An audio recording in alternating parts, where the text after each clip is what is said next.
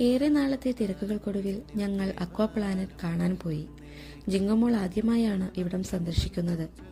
തിരക്കുകൾക്കിടയിലൂടെ കുഞ്ഞു കണ്ണുകൾ അതിവേഗത്തിൽ സഞ്ചരിച്ചു.